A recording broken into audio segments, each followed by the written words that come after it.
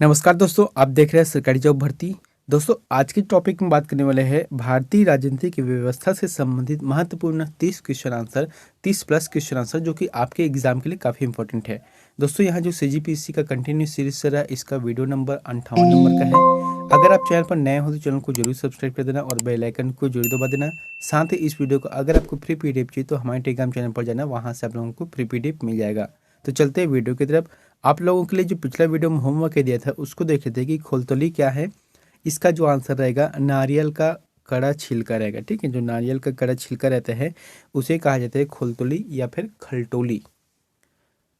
आज का पहला प्रश्न है, केंद्र सरकार के व्यय को नियंत्रण करने की शक्ति किसमें निहित होती है। जो केंद्र सरकार व्यय करती है, जैसे कि कोई भी कार्यक्रम करना है, उसमें खर्चा पानी है, तो उसका जो नियंत्रण है वह किसके हाथ में रहता है। सही जवाब किया जाएगा नियंत्रक एवं महालेखक परीक्षा। नियंत्रक एवं महालेखा परीक्षक के हाथ में रहती है। अगला है, निम्नलिखित में से वह कौन सा अधिकारी है जो भारत सरकार के वित्तीय लेन देनों में लेखाकरण के लिए जिम्मेदार होता है। तो लेखाकरण के जिम्मेदार कौन होता है, नियंत्रण एवं महालेखक परीक्षक कहता है। ठीक है, प्रश्न आंसर वही है लेकिन प्रश्न अलग अलग घुमाकर पूछने का तरीका है अलग, इसलिए जो इसका आंसर रहेगा थर्ड रहेगा। तीसरा प्रश्न है कि भारत का नियंत्रक एवं महालेखक परीक्षक किसके लिए मुख्य लेखा तथा लेखा परीक्षक के रूप में काम करता है। तो किसके लिए काम करता है, यहाँ एक तो है सबसे पहला केंद्र के लिए और दूसरा राज्य के लिए, है ना। तो संघ तथा राज्य के लिए यहाँ काम करते हैं। यहाँ संघ और राज्य के दोनों पर नियंत्रण करते हैं इसके वित्तीय लेन देन पर। अगला है, लेखा परीक्षण का मुख्य उद्देश्य किसके व्यय पर नियंत्रण करना होता है। तो किसके व्यय पर नियंत्रण करना पड़ता है, इसका जो आंसर रहेगा कार्यपालिका। देखो, न्यायपालिका खर्चा नहीं करती, न व्यवस्थापिका, जो भी है कार्यपालिका, क्योंकि कार्यपालिका के हिसाब से कार्य चलते हैं। तो इसका मतलब यही है कि जो कार्यपालिका जो खर्चा करती है उसे जो है नियंत्रण करने का कार्य जो है लेखा परीक्षा के माध्यम से किया जाता है। अगला है, भारत के केंद्रीय स्तर पर लेखांकन तथा लेखा परीक्षण किसके अधिकार क्षेत्र में आता है। तो केंद्रीय स्तर पर जो है लेखांकन तथा लेखा परीक्षण है वह नियंत्रक एवं महालेखा परीक्षा के अंतर्गत आता है। अगला है, भारत के नियंत्रक एवं महालेखा परीक्षा की नियुक्ति की अवधि कितनी होती है, यानी कि इसका अगर नियुक्ति किया जाता है तो इसका जो कार्यकाल है वह कितने समय का रहता है। इसका जो आंसर रहेगा एक तो पहला 6 वर्ष या 65 वर्ष, जो भी आयु पहले हो जाए। वहाँ जैसे कि कोई 5 साल का है, ठीक है, उसका कार्यकाल 1 साल बचा हुआ है लेकिन उसका जो एज है लगभग 65 साल हो गए, तो उसका जो है रिटायरमेंट हो जाएगा, इसलिए जिसका आंसर रहेगा थर्ड रहेगा। अगला है, भारत के नियंत्रक एवं महालेखा परीक्षा की नियुक्ति संविधान के किस अनुच्छेद के तहत की जाती है। बहुत ही इंपॉर्टेंट है दोस्तों, ये प्रश्न पूछे भी जाते हैं। इसका जो आंसर रहेगा अनुच्छेद 148 है ना। अनुच्छेद 148 के तहत इसमें स्पष्ट रूप से वर्णन है कि भारत में जो लेखा एवं नियंत्रण एवं लेखा महापरीक्षक का नियुक्ति किया जाएगा। और इसका जो अंतिम में क्या है 151, यानी कि 148 से 151 तक से जो बात कही गई है वहाँ नियंत्रक एवं महालेखा परीक्षा संबंधी बात है। अगला है, भारत के नियंत्रक एवं महालेखा परीक्षा अपना प्रतिवेदन देता है। तो अपना प्रतिवेदन वहाँ किसे देता है, इसका जो आंसर रहेगा राष्ट्रपति, है ना। राष्ट्रपति को ही अपना प्रतिवेदन देता है और किसी को नहीं देता, इसलिए इसका जो जवाब रहेगा वहाँ थर्ड रहेगा। अगला है, भारत के नियंत्रक एवं महापरीक्षा द्वारा प्रस्तुत प्रतिवेदन के आधार पर कौन समिति कार्य करती है। तो कौन सी समिति कार्य करती है, यहाँ पर जैसे कि नियंत्रक एवं महालेखा परीक्षा के आधार पर दिया गया प्रस्तुत, इसमें कौन सी समिति कार्य करती है। इसका जो आंसर रहेगा लोक लेखा समिति रहेगा। ठीक, लोक लेखा समिति यहाँ पर कार्य करती है। अगला है, निम्नलिखित में से किस समिति के सदस्य राज्यसभा से नहीं लिए जाते हैं। तो राज्यसभा से नहीं लिए जाते हैं कौन सा है, इसका जो आंसर रहेगा प्राक्कलन समिति, है ना। प्राक्कलन समिति जिसमें जितने भी सदस्य रहते हैं, कितना सदस्य रहते हैं, लगभग 30 सदस्य रहते हैं। ठीक है, उसमें से जो भी सदस्य रहते हैं वहाँ सिर्फ लोकसभा से ही रहता है, इसमें राज्यसभा से नहीं रहता है। जैसे कि लोक लेखा समिति है, इसमें 7 सदस्य राज्यसभा से रहता है और 15 सदस्य लोकसभा से रहते हैं। तो इस तरीके से है, लेकिन सिर्फ प्राक्कलन समिति ऐसे है जिसमें राज्यसभा का कोई सदस्य नहीं होता। अगला है, निम्न में से कौन समिति विभिन्न विषयों पर चर्चा के लिए समय का निर्धारण करती है। तो कोई भी अगर विषय है जिसमें चर्चा करना है उसमें समय का निर्धारण करती है, वह कौन है, कार्य सलाहकार समिति। कार्य सलाहकार समिति होगा। अगला है, संयुक्त प्रवर समिति में कितने सदस्य होते हैं। तो संयुक्त प्रवर समिति में कितने सदस्य होते हैं? इसका जो आंसर आ जाएगा 45। 45 सदस्य इसमें होते हैं। अगला है लोकसभा अध्यक्ष किस समिति का पदेन अध्यक्ष होता है? तो दोस्तों लोकसभा का जो अध्यक्ष है, जैसे कि अभी कौन है, ओम बिरला है ना, तो यह किस समिति का अध्यक्ष रहते हैं? इसका जो आंसर रहेगा नियम समिति। नियम समिति का यहाँ पदेन अध्यक्ष रहता है। अगला है सार्वजनिक लोक लेखा समिति में राज्यसभा के कितने सदस्य होते हैं? बहुत ही अच्छा प्रश्न है कि सार्वजनिक लोक लेखा समिति में राज्यसभा के कितने सदस्य होते हैं? 7 सदस्य इसमें होते हैं। अगला है प्राक्कलन समिति में कितने सदस्य होते हैं? जैसे अभी बताया था, तो प्राक्कलन समिति में 30 सदस्य होते हैं और ये पूरी तरह से लोकसभा के होते हैं, ठीक है, राज्यसभा के नहीं होते। अगला है संसद की कितने प्रकार की समितियां होती है? तो संसद में कितने प्रकार की समितियां होती हैं? इसका जो आंसर रहेगा उपयुक्त दोनों, यानी कि स्थायी समितियां होती है और तदर्थ समिति होती हैं।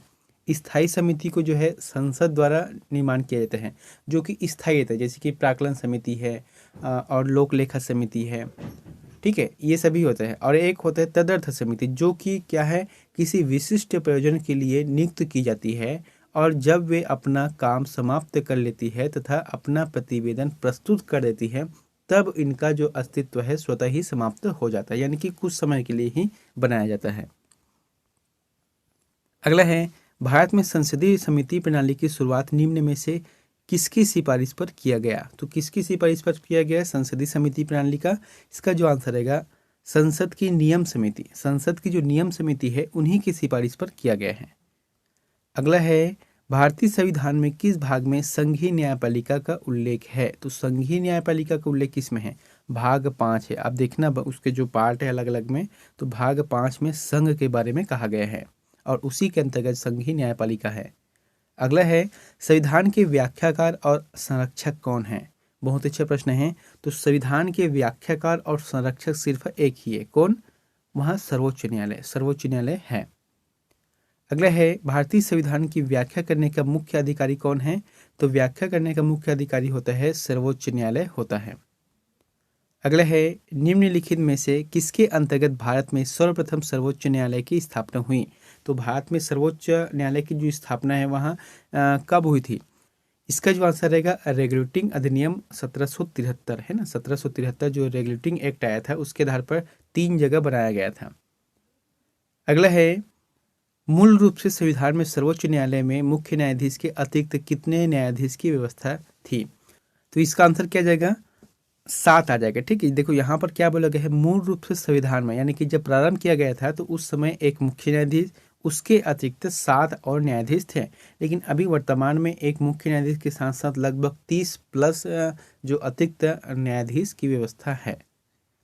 अगला है उच्चतम न्यायालय के न्यायाधीशों की संख्या में वृद्धि करने की शक्ति किसके पास है? तो किसके पास है? संसद के पास है। जो है राष्ट्रपति भी नहीं कर सकता, ना प्रधानमंत्री नहीं, ये जो है संसद में विचारनी है, संसद में बात होगा तब जाके वहाँ फैसला होता है इसमें। अगला है सर्वोच्च न्यायालय के मुख्य न्यायाधीश की नियुक्ति कौन करता है? तो सर्वोच्च न्यायालय के जो मुख्य न्यायाधीश की नियुक्ति वहाँ राष्ट्रपति करता है। अगला है सर्वोच्च न्यायालय के अन्य न्यायाधीशों की नियुक्ति कौन करता है? तो इसका जो आंसर रहेगा ये भी राष्ट्रपति करता है, लेकिन इसके लिए एक प्रावधान है, इसमें जो है सर्वोच्च न्यायालय के मुख्य न्यायाधीश है उनसे परामर्श लिया जाता है कि किनको किनको मुख्य न्यायाधीश बनाना है। तो इस तरीके से सर्वोच्च न्यायालय के मुख्य न्यायाधीश से परामर्श लेकर राष्ट्रपति के द्वारा किया जाता है। अगला है भारत के कार्यवाहक मुख्य न्यायाधीश की नियुक्ति कौन करता है? तो भारत के जो कार्यवाहक मुख्य न्यायाधीश की नियुक्ति कौन करता है? इसका जो आंसर रहेगा राष्ट्रपति करता है। अगला है राष्ट्रपति सर्वोच्च न्यायालय के अन्य न्यायाधीशों की नियुक्ति में किससे परामर्श करते हैं? तो किससे परामर्श करते हैं अभी बताया था आपको, तो सर्वोच्च न्यायालय के मुख्य न्यायाधीश से, सर्वोच्च न्यायालय के मुख्य न्यायाधीश से परामर्श करते हैं। अगला है प्राक्कलन समिति के सदस्य। तो प्राक्कलन समिति के सदस्य किसमें होते हैं? केवल लोकसभा से चुने जाते हैं। इसमें जो है राज्यसभा का सदस्य नहीं होता, केवल लोकसभा के सदस्य चुने जाते हैं और वो भी सदस्य कितने होते? 30 होते हैं। अगला है भारत के नियंत्रक एवं महालेखा परीक्षक के कार्यकाल है। तो कार्यकाल क्या है? शायद यहाँ पर क्वेश्चन जो है डबल रिपीट हो गया है। इसका जो आंसर रहेगा 6 वर्ष या 65 वर्ष की आयु जो पहले पूर्ण हो। अगला है निम्नलिखित में से भारत का कंसोलिडेटेड फंड का नियंत्रक पर्यवेक्षक कार्य करता है।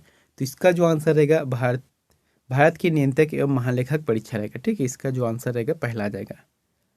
उसके बाद है नियंत्रक एवं महालेखा परीक्षा की नियुक्ति राष्ट्रपति के द्वारा की जाती है, अपने पद से उसे हटाया जाता है। तो क्या यहाँ पर बोला गया है, तो संसद के दोनों सदनों के द्वारा। देखो इसमें क्या बोला गया है कि जो नियंत्रक एवं महालेखा परीक्षा की जो नियुक्ति है वह राष्ट्रपति के द्वारा किया जाता है। ठीक है, लेकिन उसका जो हटाने का प्रावधान है वह राष्ट्रपति नहीं कर सकता, उसे जो है संसद में किए जाते हैं। एक तो कदाचार के लिए है और दूसरा क्या है, वहाँ असमर्थता हो तभी जाके यहाँ फैसला लिया जाता है। इसलिए जो इसका आंसर रहेगा वहाँ थर्ड रहेगा, संसद के दोनों सदनों में, लोकसभा और राज्यसभा में जाता है।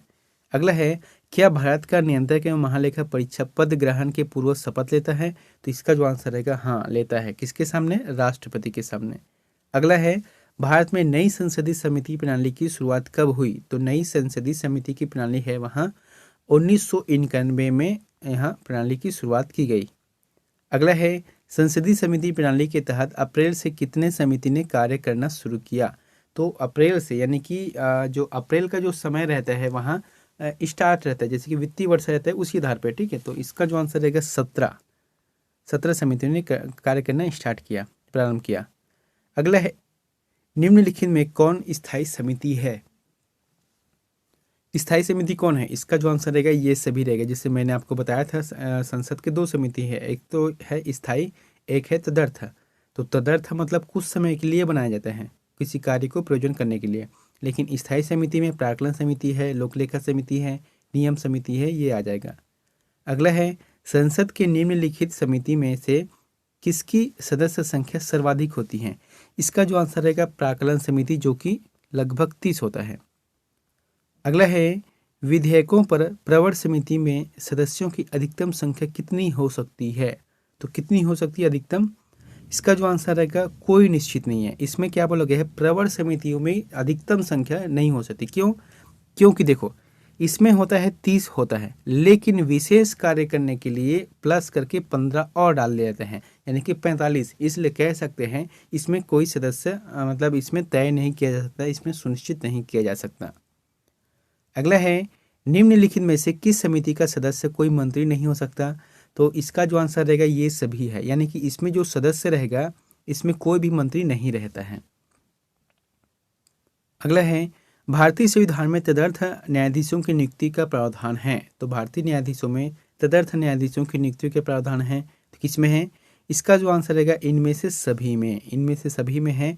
उच्च न्यायालय, सर्वोच्च न्यायालय, जनपद एवं सत्र न्यायालय, यानी कि कहा जाता है, जैसे कि बताया था अभी, कुछ विशेष प्रयोजन के लिए, जैसे कि कोई घटना हो गया तो न्यायालय की तरफ से गठित किया जाता है समिति कि आप जाओ, इसने इतना कार्य करना है, ये जांच पड़ताल करना है। उसके बाद वहाँ जो समिति वहाँ अपना रिपोर्ट देगी सरकार को या न्यायालय को, उसके बाद वहाँ समिति ऑटोमेटिक स्वतः ही समाप्त हो जाती है। अगला है, सर्वोच्च न्यायालय में तदर्थ न्यायाधीशों की नियुक्ति किस देश के न्याय प्रणाली से प्रेरित है? तो कौन से देश के न्याय प्रणाली से प्रेरित है?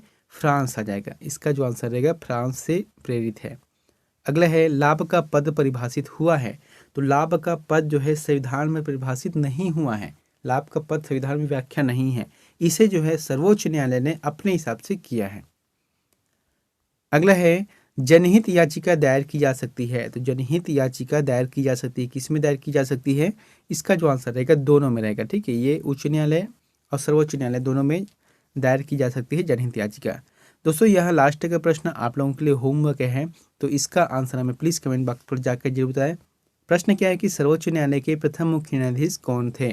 ऑप्शन क्या है? KN वांचू है, हीरालाल जे कानिया है, YV चंद्रचूड़ है, या इनमें से कोई नहीं। अब आपको इनमें यहाँ पर जो ऑप्शन दिए गए उसमें से बताना है। और दोस्तों वीडियो अच्छा लगे तो वीडियो को लाइक कर देना, चैनल पर नए हो तो चैनल को सब्सक्राइब करके बेल आइकन को जरूर दबा देना। मिलते हैं नेक्स्ट वीडियो में एक नई जानकारी के साथ। Thank you.